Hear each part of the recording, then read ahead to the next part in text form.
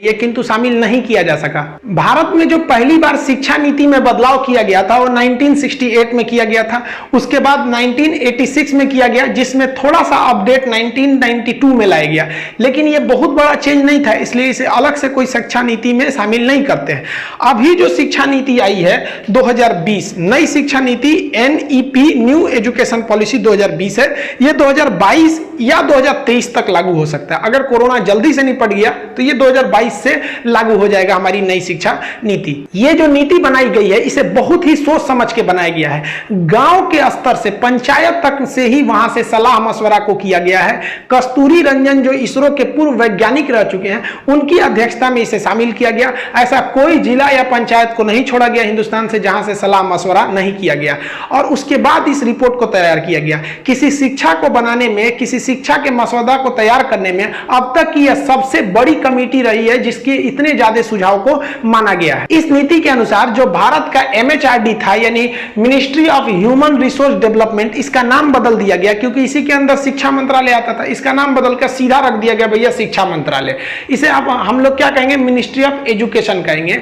इसके अलावा इसमें जो 10+2 प्रोग्राम था इसे बदलकर 5+3+3+4 कर दिया गया। यही नहीं समझ में आ रहा है क्या चीज है। और साथ ही ये भी समझेंगे कि ग्रेजुएशन और पोस्ट ग्रेजुएशन PhD तक में क्या चेंजिंग आएगी। स्ट्रीम को खत्म किया गया, ये सबसे बेहतरीन है। मल्टीपल एंट्री और एग्जिट को शामिल कर दिया गया।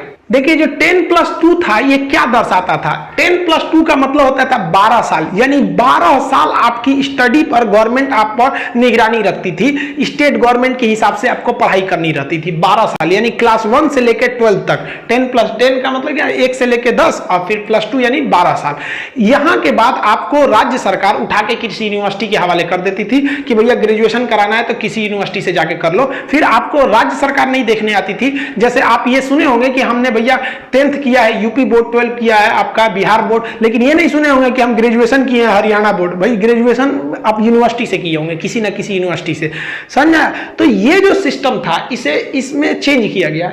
ये 12 साल जो गवर्नमेंट के अंडर में आप पढ़ाई कर रहे हैं, इसकी शुरुआत होती थी जब आपकी उम्र 6 साल हो जाती थी, यानी 6 साल की उम्र में आप क्लास 1 में एंट्री कर जाते थे।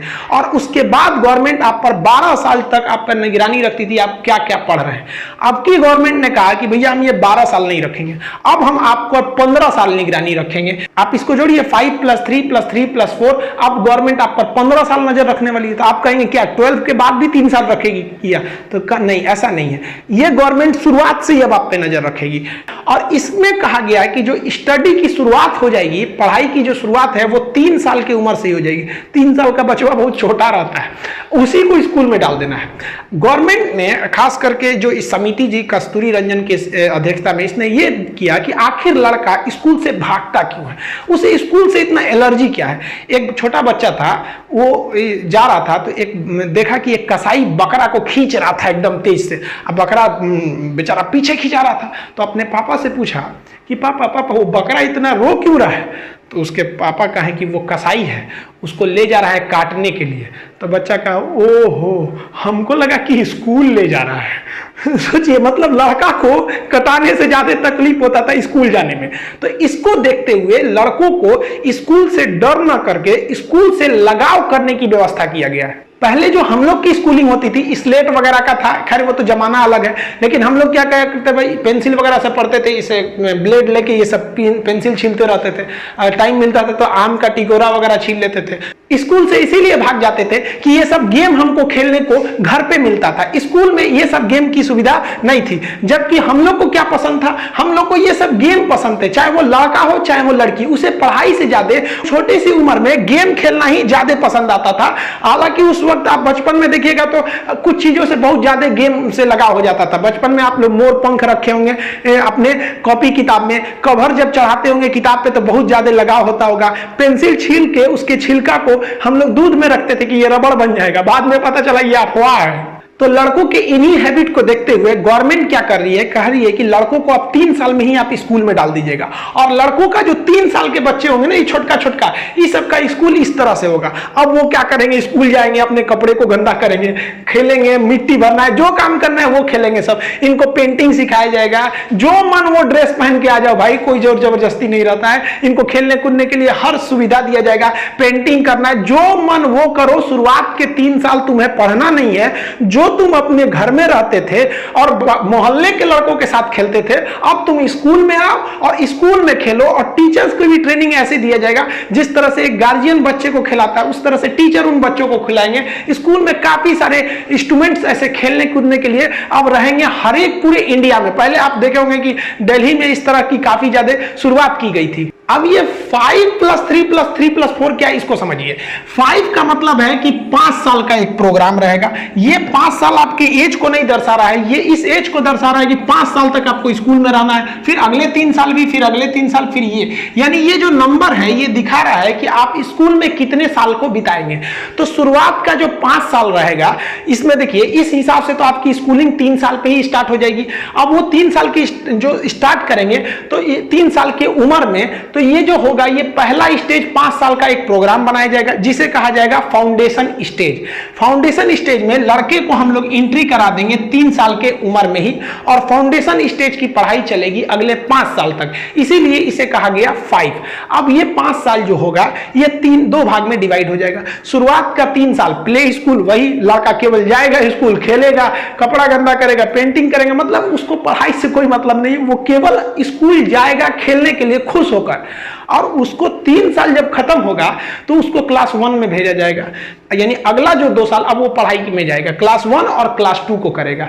तो 3 साल खेला और फिर क्लास 1 क्लास 2 किया, और उसको पता ही नहीं चलेगा कि हम कब क्लास 1 में गए और कब क्लास 2 में, क्योंकि उससे कोई भी टाइप का एग्जाम नहीं लिया जाएगा। तो इससे उसको स्कूल जाने का डर ही नहीं रहेगा। और टीचर्स को एकदम खास इस बात का ट्रेनिंग दिया जाएगा कि आप लड़कों पर दबाव न डालें, अभी लड़कों को स्कूल से लगाव करिए। तो स्टेज पहला जो था ये 5 साल वाला, वो समझ गए। अब इसके बाद लड़का जाएगा इस स्टेज में, इस स्टेज में जाएगा तो आप बताइए, वो तो इस 5 वाला जो कैटेगरी था इसी में वो क्लास 1 और क्लास 2 कर लिया और पास भी हो गया, एग्जाम होगा ही नहीं तो पास तो हो ही जाएगा। यानी इस वाले में आएगा तो वो क्लास किस में पहुंच गया, 3 में। अब इसे कहा जाएगा, ये वाले का जो नाम दिया जाएगा उसे दिया गया है प्रीपरेटरी स्टेज। प्रीपरेटरी स्टेज में आपको 3 साल रहना है, तो 3 साल रहेंगे तो जेन्युइन है कि 3 क्लास आप पास हो जाएंगे।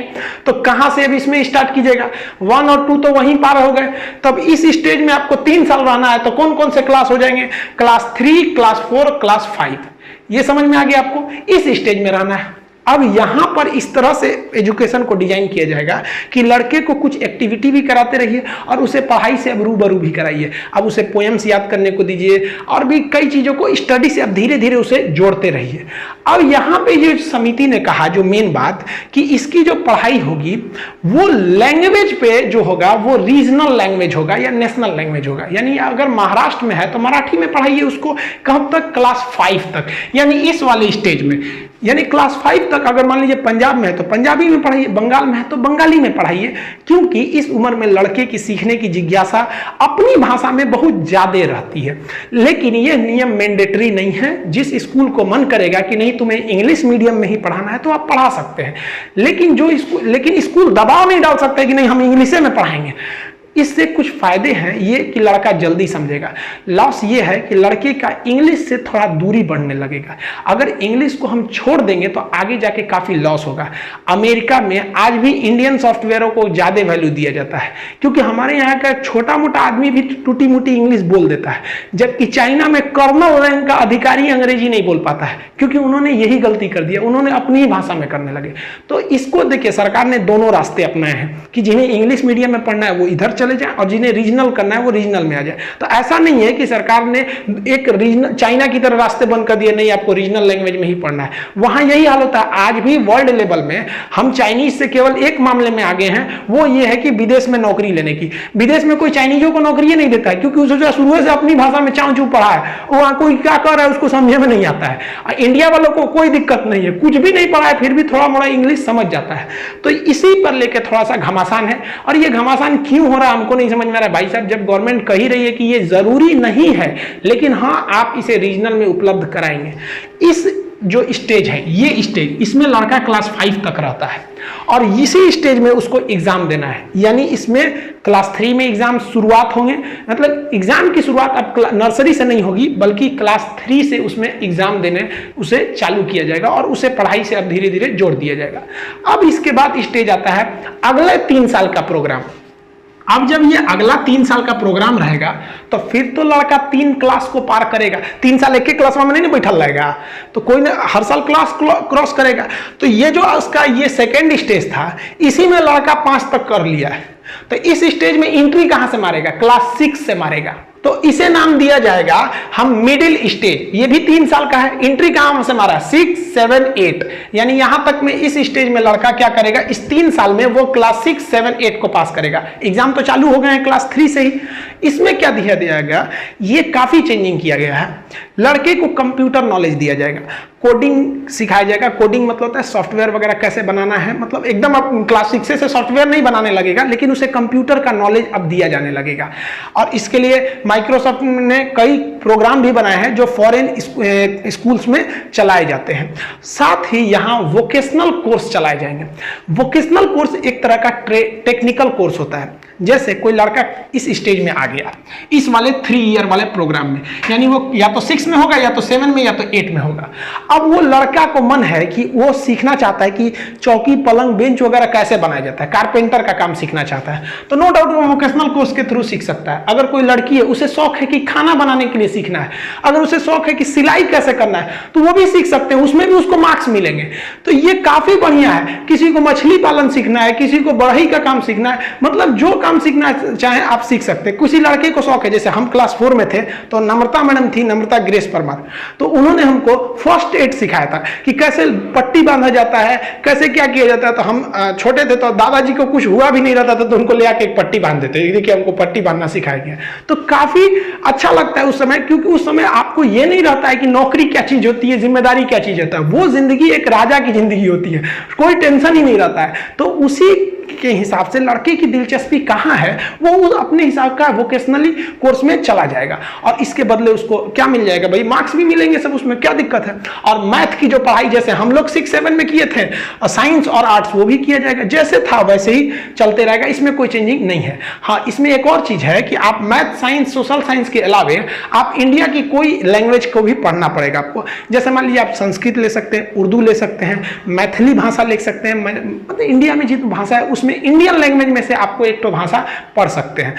यहां तो आप ये वाला भी स्टेज अब समझ गए। अब आप जा रहे हैं इसके अगले स्टेज में, यानी ये वाले में। अब यहां बताइए, इसमें आपको 4 साल रहना है और वहां आप 8वीं तक पढ़ चुके हैं। इस स्टेज में आप 8वीं क्लास तक पढ़ चुके हैं, तो यहां से एंट्री कहां से मारेंगे? 9, 10, 11, 12, ये चौथे वाले में स्टेज में एंट्री करेंगे। इसको समझते हैं। अब ये वाला हो गया स्टेज, इसे कहा जाएगा सेकेंडरी स्टेज। सेकेंडरी स्टेज में आपको 4 साल रहना है और 4 ठो क्लास आप पार करेंगे। स्टार्ट कहां से करेंगे? 9th से लेकर 12th तक।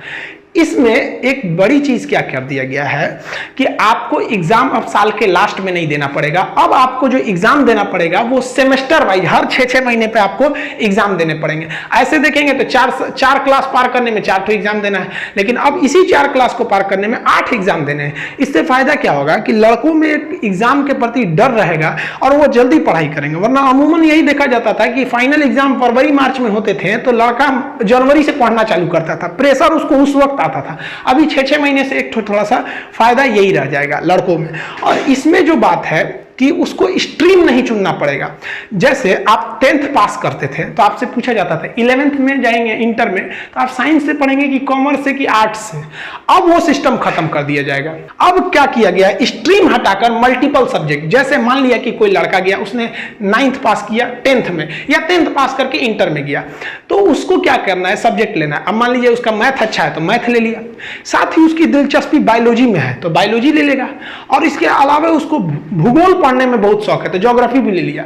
अब कोई मतलब नहीं, कोई लड़का आया तो बायोलॉजी ले लिया, इतिहास ले लिया, फिर उसको कॉमर्स में भी मतलब है तो अकाउंटिंग ले लिया, यानी कॉमर्स से अकाउंट ले लीजिए, साइंस से आप बायोलॉजी केमिस्ट्री ले लीजिए, उधर मैथ ले लीजिए, मन करते हिंदी ले लीजिए, अब ये नहीं है कि आप किस स्ट्रीम के हैं तो क्या पढ़ रहे हैं, ये बहुत बेहतरीन किया गया है। हम लोग के वक्त में ये नहीं था। हालांकि हम जो पढ़ाई किए हैं 10th तक तो CBSE बोर्ड से किए, उसके बाद से 12th साइंस से कर दिए, फिर BSc इंग्लिश ग्रेजुएशन कर लिए, इंग्लिश मीडियम ही होता है, BSc physics chemistry math honours था। उसके बाद PG में हम ज्योग्राफी ले लिए, PhD में हम इन्वायरमेंटल साइंस। तो हम तो खुद ही खिचड़ी लेके पढ़े थे। हम कहीं जाते थे, लोग कहते थे कि अजीब नज़र से हमको देखते थे, कैसे पढ़ाई की हो, खिलवाड़ की हो क्या? हम कहे भाई साहब खिलवाड़ नहीं किए, पूरी दुनिया ऐसे ही पढ़ती है। और पढ़ाते वक्त में भी आप देखिए, हम BSc किए हैं, ज्योग्राफी पढ़ाते हैं, नक्शा पढ़ाते हैं, तो पटना में लोग कहते थे कैसे पढ़ा सकते हैं, BSc किए हैं, साइंस के स्टूडेंट कभी भूगोल पढ़ा सकता है? अरे भाई अब नींद से जग गए, अब समझ में आ रहा है ना, अब कोई भी पढ़ा सकता है। तो हम लोग तो भाई बहुत पहले से कर लिए, वो लक बाई चांस था। लेकिन अब आप सब लोग को ये सौभाग्य मिलेगा कि आपकी जो दिलचस्पी है वो लीजिए। होता क्या था, कभी लड़कों को साइंस बहुत अच्छा था, बायोलॉजी अच्छा था, केमिस्ट्री अच्छा था, लेकिन उसको मन था कि नहीं हम पॉलिटी भी पढ़ें, लेकिन वो क्या कर सकता, नहीं पढ़ सकता। अब वो पढ़ लेगा, अब उसके लिए कोई दिक्कत की बात नहीं है। और सब्जेक्ट जो चॉइस करना था, वो पहले आपको क्या था कि मैट्रिक तक आप सबका एक ही सब्जेक्ट रहता था, सबको मैथ पढ़ना है, सबको साइंस पढ़ना है, सबको जो मतलब एक कॉमन सब्जेक्ट रहता था। 12th में जाके चेंज होता था। अभी वो चीज क्या हो जाएगी, इसी सेकेंडरी स्टेज यानी 9th से ही आपको जा सकते हैं। और अब तो आपको स्ट्रीम के रहे ही नहीं कि साइंस के हैं कि कॉमर्स है, मन करे तो कहीं से ले लीजिए, 2 सब्जेक्ट कॉमर्स से ले लीजिए, एक तो यहाँ से एक तो यहाँ से, मतलब एकदम खिचड़ी बफर सिस्टम बना दिया। यहाँ से जाइए ऐसे ऐसे ले लीजिए, जो मन वो जो आपको अच्छा लगे। और इस स्टेज में जो लड़कों की जो पढ़ाई का लेवल रहेगा वो क्रिटिकल थिंकिंग रहेगी, यानी लड़कों में ये रटंत विद्या नहीं रहेगी कि गांधी जी ने कांग्रेस अधिवेशन किया, बेलगाम अधिवेशन किया, गांधी जी ने भारत छोड़ो आंदोलन किया, दुनिया ये सब नहीं रहेगा। आपको इस तरह से डिसाइड किया जाएगा, इस तरह से पढ़ाया जाएगा कि आप में थिंक डेवलप हो कि अगर गांधी जी नरम दल ना होकर गरम दल वाले रहते तो क्या होता, अगर गांधी जी जैसा कोई मतलब आंदोलनकारी नहीं आया रहता तो क्या हो सकता था।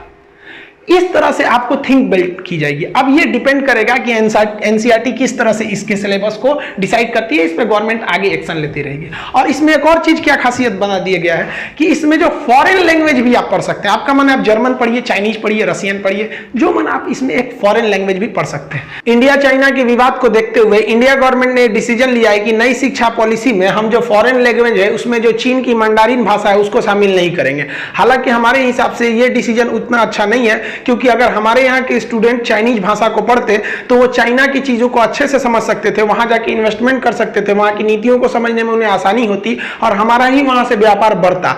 तो ये हम लोग ने जो इस टेंशन के वजह से ये जो डिसीजन लिया, हमारे ख्याल से ये डिसीजन उतना अच्छा नहीं है। विवाद के बावजूद हमें उनका भाषा पढ़ना चाहिए, वो भी चाइनीज लोग हैं जो हमारे इंडियन भाषा को पढ़ते हैं। बट हमको ऐसा लगता है कि कुछ समय बाद जब ये टेंशन जो इंडिया चाइना का खत्म होगा तो गवर्नमेंट फिर इसमें थोड़ा सा रिवाइज करते हुए चाइनीज भाषा को अलाउ कर देगी। आगे आप क्या सोचते हैं इसको कमेंट करके बताइएगा कि ये गवर्नमेंट का डिसीजन सही है या इसको दोबारा सोचना चाहिए। तो हर स्टेज के कुछ अपने विशेषता है, जैसे इसमें आपको फॉरेन लैंग्वेज पढ़ सकते हैं। इसके ऊपर वाला जो 3 साल वाला स्टेज था उसमें आप एक इंडियन लैंग्वेज को पढ़ सकते हैं। इससे पहले वाला जो स्टेज था उसमें अगर आप ध्यान देंगे तो इससे पहले वाला स्टेज में जो ये वाला 3 वाला था, इसमें आपको क्या था, एग्जाम स्टार्ट हुई थी। और जो शुरुआती 5 वाला स्टेज था उसमें तो भाई टेंशन नहीं, कोई मतलब नहीं, स्कूल में जाके खेलो बढ़िया से।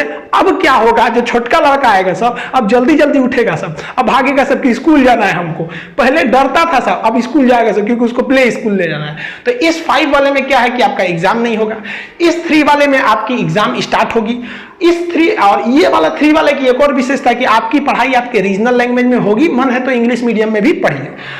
इसमें क्या हो जाएगा कि भाई आपको एक इंडियन लैंग्वेज पढ़ना है, और इस वाले में आपको क्या हो जाएगा कि आपका मन है तो आप एक फॉरेन लैंग्वेज भी पढ़ सकते हैं। तो ये जो चेंजिंग किया गया, आप ये समझ गए ना, 5 + 3 + 3 + 4, यानी ये वाले भी जो पैटर्न जो अभी बना है वो जहां जाके कहां खत्म हो रहा है, 12th क्लास पे भी खत्म हो रहा है। लेकिन ये स्टार्ट पहले से ही हो जा रहा है 3 साल से, और ये पुराना वाला भी 12th पे जाके खत्म हो रहा था, लेकिन ये स्टार्ट हो रहा था 6 साल से। अब लड़कों के दिमाग में, आप लोग के मन में आ रहा होगा कि ग्रेजुएशन और पीजी वगैरह वाले में क्या होगा। ग्रेजुएशन को समझिए ध्यान से। ग्रेजुएशन जो है अब कर दिया गया है 4 साल का। अब जो ग्रेजुएशन आएंगे 4 साल के हो जाएंगे। ग्रेजुएशन आप पहले जो पैटर्न था ग्रेजुएशन का वो 3 तरह के ग्रेजुएशन थे, यानी अगर आर्ट्स लिए हैं तो आप बीए कहलाएंगे, और साइंस लिए हैं तो बीएससी, और उसके बाद से बीकॉम में कॉमर्स लिए हैं। हम लोग के समय सर बोलते थे कौन बीकॉम ले लिया रे बिना काम का काम। अब ये सब नहीं चलेगा, ये सब उल्टा सीधा अब नहीं होगा यहाँ पे। अब ये सब तो सिस्टम में खत्म होगा। अब आप सिंपल क्या कहलाए जाएंगे, ग्रेजुएट कहलाएंगे। ग्रेजुएशन क्योंकि स्ट्रीम रहा ही नहीं। आप मेरा मन तो हम अकाउंट ले लेंगे, उधर से बायोलॉजी ले लेंगे, इधर से भूगोल ले लेंगे। आप बोलिए ना हम बीए में भूगोल ले लिए तो कहेंगे बीए, फिर कहेंगे बायोलॉजी लिए तो कहेंगे दादा बीएससी हो गया, फिर कहेंगे अकाउंट लिए तो कहेंगे बीकॉम हो गया। तो अब ये सब का तो झमेले खत्म हो गया यहाँ पे। अब आप सीधे क्या कहलाएंगे, ग्रेजुएट कहलाएंगे। अब ये 4 साल का कर दिया गया और बहुत बेहतरीन किया है। देखिए ध्यान से इसको बारीकी से समझिए। अगर आप फर्स्ट ईयर पास कर गए पहला साल, तो आपको जो सर्टिफिकेट मिलेगा उस पर लिखा रहेगा ग्रेजुएट सर्टिफिकेट। अब ग्रेजुएशन का सर्टिफिकेट, और उसके बाद आप अगर सेकेंड ईयर भी पढ़ लिए तो फिर आपको एक सर्टिफिकेट मिलेगा, उसमें लिखा रहेगा ग्रेजुएट डिप्लोमा। अब कभी कभी क्या होता है, किसी की पैसे का प्रॉब्लम हो जाता है, उसकी पढ़ाई छूट जाती है। तो मान लीजिए कोई लड़का ग्रेजुएशन सेकेंड ईयर में पढ़ाई छूट गया और कहीं उसकी वैकेंसी निकली, तो वो कहेगा कि हम सेकेंड ईयर पढ़े, थर्ड ईयर नहीं पढ़े, तो कहेगा भाग फाड़ के फेंक दोगे, भूजा खा ले में लपेट के, 2 साल पढ़ के कोई फायदा नहीं, 1 साल का ही नहीं किया। तो अब ये चीज को खत्म कर दिया गया है। यानी अगर आप ग्रेजुएशन 1 साल भी किए ना, तो उस 1 साल का भी वैल्यू है, उसका नाम रहेगा सर्टिफिकेट। अगर आप 2 साल करके छोड़े हैं तो उसका नाम रहेगा डिप्लोमा। आप और पढ़ना चाहते हैं, ग्रेजुएशन से थर्ड ईयर भी जाते हैं, तब आपको जो सर्टिफिकेट मिलेगा उस पर लिखा रहेगा ग्रेजुएशन डिग्री, लिखा रहेगा डिग्री। अब उसके बाद मान लिया कि आप और पढ़ना चाहते हैं, आप पूरा 4 साल करना चाहते हैं, तो उस पर लिखा रहेगा ग्रेजुएशन रिसर्च। समझा गया? अब आपके मन में एक सवाल आ रहा होगा कि मान लीजिए कि कोई वैकेंसी आई और उस पर लिखा है कि ये वैकेंसी का फॉर्म भरने वाला व्यक्ति ग्रेजुएट होना चाहिए, तो आप सोचेंगे इसे जरा कौन वाला ग्रेजुएट है में, तो 4 कैटेगरी है। तो अब आप अगर कोई जॉब में जाना चाहते हैं या यूपीएससी बीपीएससी का कंपटीशन जिसमें ग्रेजुएट मांगता है, तो आप केवल 3 साल वाले भी इसमें जा सकते हैं। उन्हें जरूरी नहीं है कि आप 4 साल वाला करें। तो एक तरह से देखिए तो चेंजिंग नहीं हुआ है। तो वो लोग जो केवल ग्रेजुएशन इसलिए करते हैं कि उन्हें नौकरी के लिए एलिजिबल बनना है, वो केवल 3 साल वाला कर सकते हैं। लेकिन वह लड़के जो पढ़ाई को आगे रखना चाहते हैं, उन्हें ग्रेजुएशन 4 साल वाला करना होगा। तो उनके सर्टिफिकेट पे क्या लिखा रहेगा, ग्रेजुएशन रिसर्च। अब एक चीज और जो इसमें सबसे बड़ी विशेषता है, वो री एंट्री की है। मान लिया कि हम 2 साल तक ग्रेजुएशन करके छोड़ दिए, चले गए, मेरे पास पैसे नहीं थे, लेकिन हम कहीं काम पे चले गए और हमारे पास पैसे आ गए, लेकिन 4 साल के बाद हमको पैसे आए, तो हम फिर पढ़ने आएंगे, तो अभी जो व्यवस्था है पुरानी व्यवस्था, तो हमको फिर शुरू से करना पड़ेगा, first year second year third year. लेकिन अब री एंट्री में सबसे बढ़िया बात क्या है कि हम तो करके गए थे ग्रेजुएशन 2 साल, तो हमारे पास सर्टिफिकेट क्या है, ग्रेजुएशन डिप्लोमा का। अब हम कहेंगे कि भाई साहब हमको पैसा नहीं था उस टाइम, या हमको पढ़ने में मन नहीं लगा था, अब मेरा फिर शौक जगल है, हम फिर पढ़ेंगे। तो अब की जो पढ़ाई होगी हमारी थर्ड ईयर से शुरू होगी, और हमको सर्टिफिकेट ये 2 तो मिल ही चुका है, और फिर यहां से मिलेगा। मतलब आप अगर पढ़ाई को कहीं ड्रॉप कर दिए हैं और अगर 10 साल बाद भी आते हैं ना, तो जहां से ड्रॉप किए हैं वहीं से पढ़ना पड़ेगा, ये फायदा। और एक और फायदा कि आप जितना पढ़ाई किए हैं उतने का वैल्यू मिलेगा। अब कोनो कहेगा सर जी 1 महीना क्लास करके छोड़ देंगे तो 1 महीना का देगा। अब इतना खिलवाड़ मत कीजिए भाई, कम से कम 1 साल तो कंप्लीट कीजिए। अब इसके बाद पोस्ट ग्रेजुएशन क्या होगा, फिर बता दिए भैया। पोस्ट ग्रेजुएशन जिसे आप पीजी कहते थे, पहले जब स्ट्रीम होता था तो इतिहास भूगोल वाला एमए कहलाता था, ये फिजिक्स केमिस्ट्री मैथ वाला एमएससी कहलाता था, ये सब कॉमर्स वाले लोग को एमकॉम होता था। अब तो ये खत्म हो गया, अब पता नहीं चलेगा कौन किसका है। अब इसमें जो पोस्ट ग्रेजुएशन का पोस्ट सिलेबस है, वो या तो 1 साल का होगा या तो 2 साल का। जो ससुरा 4 साल वाला ग्रेजुएशन किया है तो ना कोई 21 साल का ग्रेजुएशन करना पड़ेगा, बढ़िया है। और जो 3 साल का डिग्रिया लेके भाग गया तैयारी करने के लिए, अगर वो चाहता है कि नहीं हम पीजी करें, तो सरकार कहेगी रे बाप रे बाप फायदा उठाएगा, तब ते 2 साल वाला कर। यानी ग्रेजुएशन और पीजी में इस वक्त करने में 5 साल लगता है, नया चेंजिंग आने के बाद भी 5 साल लगेगा।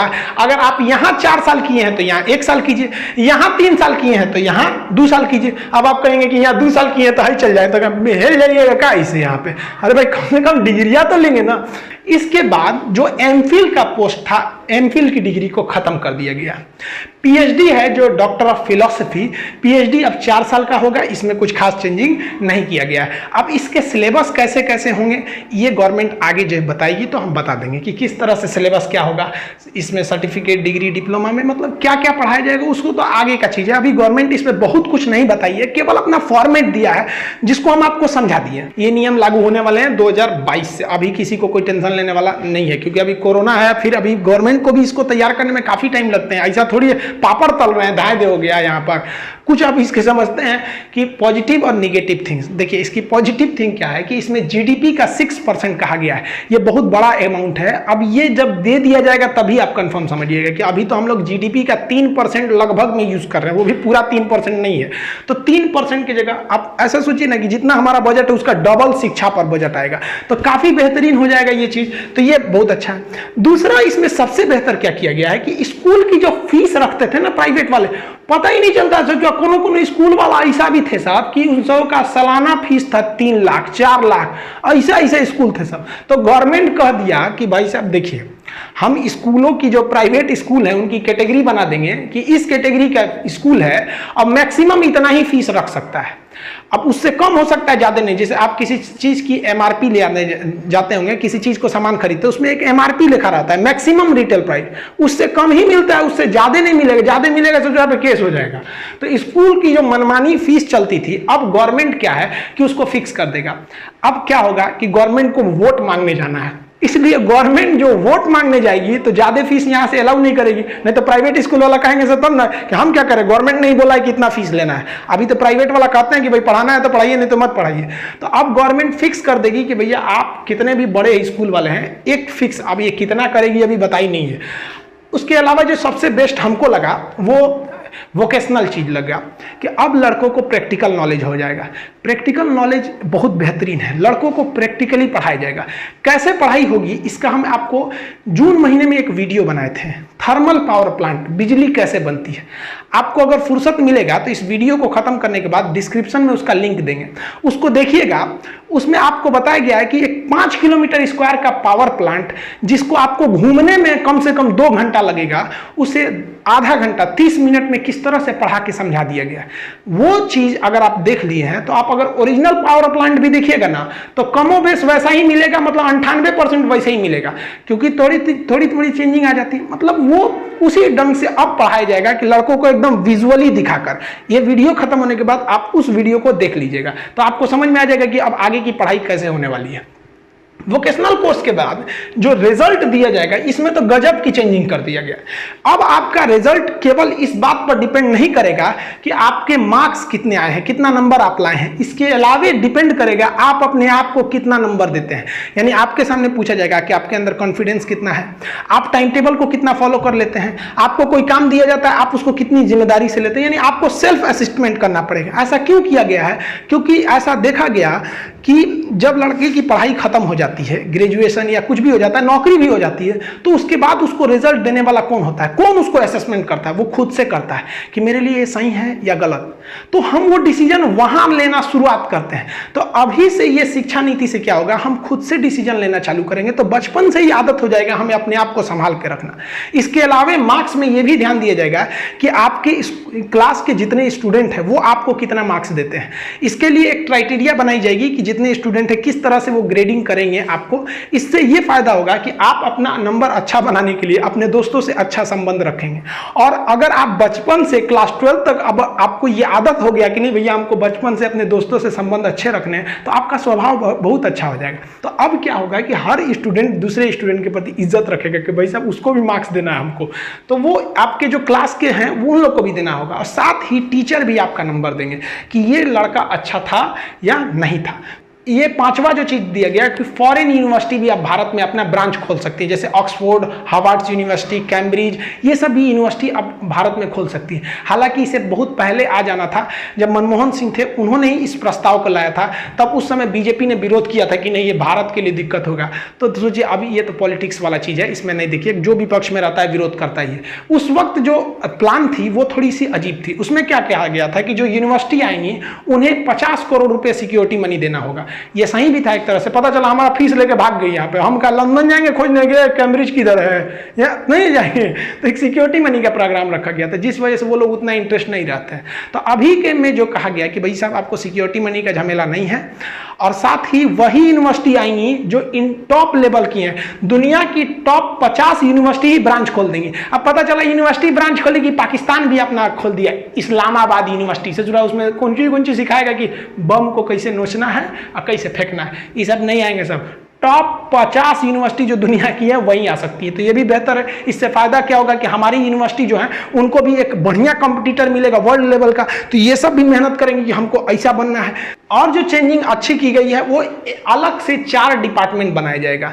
वो डिपार्टमेंट 4 अलग अलग रहेंगे, उसमें एक का काम रहेगा कि सिलेबस तैयार करना, किस बच्चे को क्या पढ़ाना है। एक अलग डिपार्टमेंट रहेगा जो रेगुलरिटी काम करेगा कि किस स्कूल में टीचर कैसे कर रहे हैं, इंफ्रास्ट्रक्चर कैसा है, स्टूडेंट में कोई चेंजिंग तो नहीं लाना है।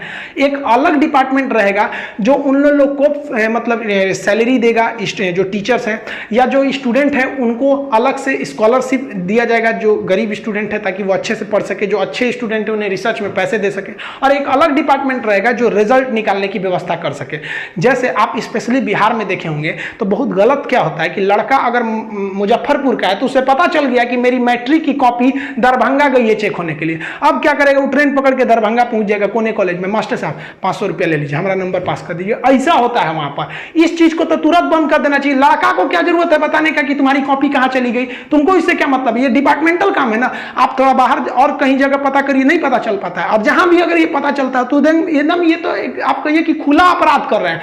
आप लड़के को उत्साह रहे हैं कि तेरा कॉपी हमारे पास आ गया है, आओ हमको पैसा दे। तो ये सब चीजें पे नकेल लगा दी जाएगी इसके बाद। और अभी एक और चेंजिंग जो है वो बताया नहीं गया खुल के, लेकिन हाँ एक टीचर्स के लिए भी एक कॉमन सेंट्रल लेवल का एक प्रोग्राम होगा और टीचर्स की भी ट्रेनिंग 4 साल की होगी। उसमें टीचर्स को बताया जाएगा कि लड़के को किस तरह से समझ में आता है। आप देखे होंगे कि कुछ टीचर होते हैं जो बहुत ज्यादा जानते हैं लेकिन समझा ही नहीं पाते हैं, और कुछ टीचर ऐसे आते हैं कि सोचा मुर्दा को भी समझा देते हैं, एकदम फटाफट समझ में आ जाता है। आप इस चीज को, इस टॉपिक को भी देखिएगा, जो चीज हम आपको बता रहे हैं कि बहुत से लोग इसको भी बताए होंगे लेकिन बड़ा कॉम्प्लिकेटेड कर देते होंगे, कुछ लोग इसको बहुत सिंपल कर देते हैं। तो यही सब समझाया जाएगा इसमें कि कैसे कैसे एक टीचर्स को मतलब होना चाहिए कि बच्चे में इंटरेस्ट जगा दे। और ये हकीकत भी है। देखिए अगर कोई लड़का टॉप करता है या कोई सेकंड आता है, कोई थर्ड आता है, तो ये उस लड़के की योग्यता है। लेकिन अगर कोई स्टूडेंट क्लास में रहकर फेल हो जाता है तो इसमें टीचर की कमी है। क्यों? क्योंकि टीचर ने उस पढ़ाई को इंटरेस्ट नहीं बनाया।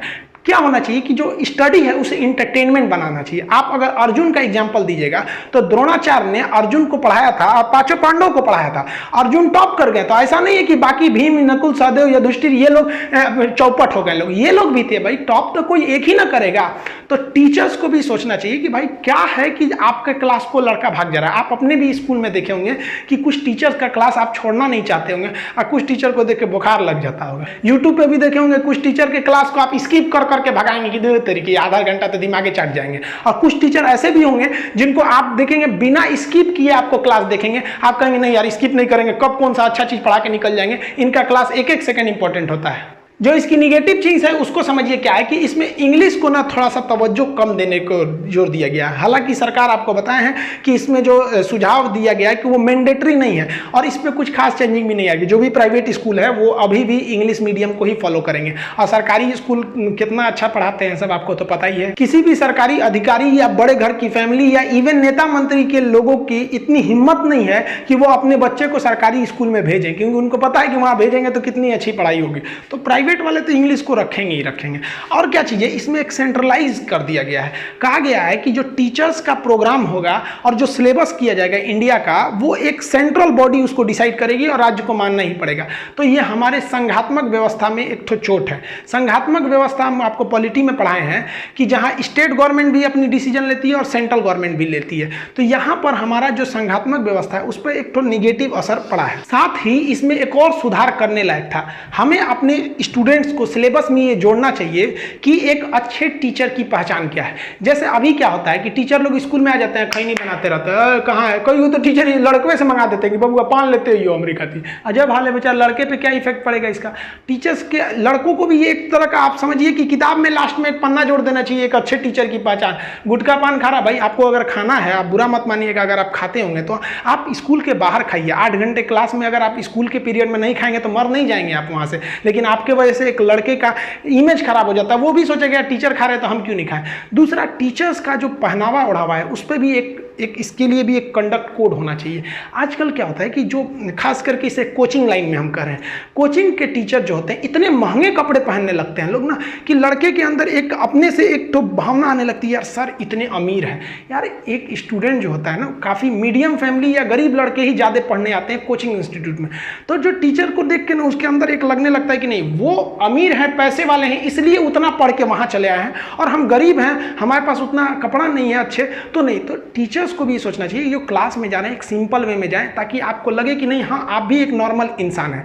बाकी आप अपने पर्सनल जिंदगी में घूमिए ना 2 करोड़ की लंबोर्गिनी कार खरीद के, कौन मना किया आपको। साथ ही आप देखोगे कि कुछ टीचर ऐसे होते हैं जो क्लास में आएंगे तो अपने बारे में बताने लगेंगे, हम ये हम वो। अरे भाई साहब, आप अपने ज़्यादा अपने बारे में क्या जरूरत है हाँकने का। नॉर्मल चीज़ें बताइए ताकि लड़कों को थोड़ा बहुत इंटरटेन भी होते रहे। और अगर आप बहुत पढ़ने में अच्छे भी थे या बहुत अमीर घर के भी थे तो लड़कों के सामने इस तरह से बोलिए कि देखो भाई हम भी बहुत कमज़ोर थे पढ़ने में, हम भी नॉर्मल फैमिली से आते थे, हम भी मेहनत किए, हम भी आगे आ सकते, तुम भी आ जाओगे। तो वहाँ क्या होता है, फेंकने लगते हैं लोग, हम ये थे हम वो थे। इस पे भी थोड़ा गवर्नमेंट को रोक लगाना चाहिए। और गवर्नमेंट क्या रोक लगाएगी, लड़कों को दे दो कि भैया ये चीज़ें अगर टीचर कर रहा है तो फालतू है। साथ ही टीचर्स को एक चीज़ और देखे होंगे कि एक टीचर दूसरे टीचर की बड़ी बुराई करता है, अरे वो फालतू पढ़ाता है, ये पढ़ाता है। अरे भाई आप कौन होते हैं बताने वाले, आप इस चीज़ के टीचर हैं कि कौन अच्छा पढ़ा रहा है कौन खराब पढ़ा है। लड़का बेवकूफ़ नहीं है, आज के वक्त में वो सब देख लेता है, और भला करे भगवान यूट्यूब का। तो आज जो टीचर के बारे में लड़का पहले क्या था कि एडमिशन लेने के बाद जानता था कि ये टीचर कैसा है कैसा पढ़ाएगा, अब यूट्यूब पे ही देख लेता है कि कैसा पढ़ाएंगे। तो सरकार को क्या करना चाहिए, किताबों के पीछे कुछ ऐसे लिस्ट दे देने चाहिए कि अगर ये चीज़ें आपके टीचर में हैं तो समझिए कि आपके टीचर अच्छे नहीं हैं, ये डी ग्रेड के चले जाएंगे। इससे क्या होगा कि वो टीचर को भी समझ में आएगा भाई साहब हर किताब के पीछे लिखा हुआ है कि गुटखा खाने वाला टीचर फालतू होता है। अब वो क्या होगा, उनको मन भी रहेगा ना तो गेट के बाहर खाएंगे, थूक थाक कहेंगे हमको डी ग्रेड का घोषित कर देगा। इससे क्या होता है कि टीचर्स के ऊपर एक मनोवैज्ञानिक एक सामाजिक प्रेशर पड़ेगा और वो लड़कों के प्रति एक अच्छा व्यवहार करेंगे। वो जमाना गया जब द्रोणाचार्य और अर्जुन का रिलेशन। आज के वक्त में एक अच्छा टीचर वही है जो लड़के को एकदम फ्रेंडली व्यवहार करके पढ़ा सके। वरना अगर लड़के के अंदर ये भावना आ जाएगी कि ये मेरे टीचर हैं तो वो खुल के सवाल ही नहीं पूछ पाएगा। स्टूडेंट का लेवल नीचे होता है और टीचर का लेवल ऊपर होता है। अगर वो अपने लेवल से पढ़ा देगा तो इसको समझ में नहीं आएगा। तो करना क्या चाहिए कि टीचर्स को अपने लेवल को थोड़ा सा नीचे लाना चाहिए और स्टूडेंट को क्या करना चाहिए कि घर से पढ़ाई करके थोड़ा सा मेहनत करके अपने लेवल को थोड़ा ऊपर करना चाहिए। तब ये मैच होगा, तब कोई दिक्कत नहीं आएगी। लेकिन अभी क्या है कि टीचर जो है अब और ऊपर लेवल से पढ़ा रहा है, लड़का घर में पबजी खेल रहा है, उसको और कोई फुर्सत नहीं है। तो दोनों की जिम्मेदारी बनती है, तभी हम इस देश को ले जाएंगे आगे। शिक्षा का मतलब क्या होता है कि आपको एक अच्छा इंसान बनाना। कुछ लोग कहते हैं कि जो मैथ में इंटीग्रेशन समेशन पढ़े थे, इतिहास में जो पलासी का युद्ध, सिकंदर का आक्रमण, ये सब पढ़े थे, भूगोल उगोल में पढ़े थे, उस सब का अभी जरूरत क्या पड़ता है, हमको पढ़ाया क्यों? तो भाई साहब देखिए, पढ़ाई का अर्थ होता है कि आपके दिमाग को विकसित करना। जो व्यक्ति ये मैथ में पढ़ा होगा ना, इंटीग्रेशन समेशन, और ये जो अच्छे पढ़े लिखे लोग होते हैं वो कभी भी चाय की दुकान पर छोटे मोटे बहस में भाग नहीं लेते हैं। अगर आप उनको बहस में घेरिएगा ना तो कहेंगे अच्छा भैया ठीक है फिर मिलेंगे। और वही जो ये सब नहीं पढ़ा रहता है वो कहेगा, उल्टा सीधा बहस में फंस जाता है। तो पढ़ाई का उद्देश्य क्या होता है? सर्वांगीण विकास करना, आपके दिमाग का विकास करना। वरना आईएएस की पढ़ाई में जितना इतिहास भूगोल पढ़ाया जाता है उन लोग को, ड्यूटी लाने के बाद डीएम की कुर्सी पर बैठ के इस सब का कोई काम नहीं है। काम क्या है कि पढ़ाई के वक्त में जो अपने दिमाग को उसने विकसित किया, उस विकसित दिमाग का उपयोग वो नौकरी के बाद कैसे समाज की सेवा में करेगा, ये उद्देश्य होता है। और कहीं ना कहीं ये शिक्षा नीति का भी यही उद्देश्य था। हमारे हिसाब से अगर आप इसको रैंकिंग नंबर दीजिएगा तो 100% में ये 95% ये शिक्षा नीति फिट बैठती है। अब दुनिया की तो कोई ऐसी चीज़ ही नहीं है जो 100% फिट बैठ जाए, किसी भी चीज़ में सुधार की गुंजाइश रहती है। आई होप हम आपको अच्छे से समझा पाए होंगे। मिलेंगे नेक्स्ट वीडियो में, तब तक के लिए जय हिंद।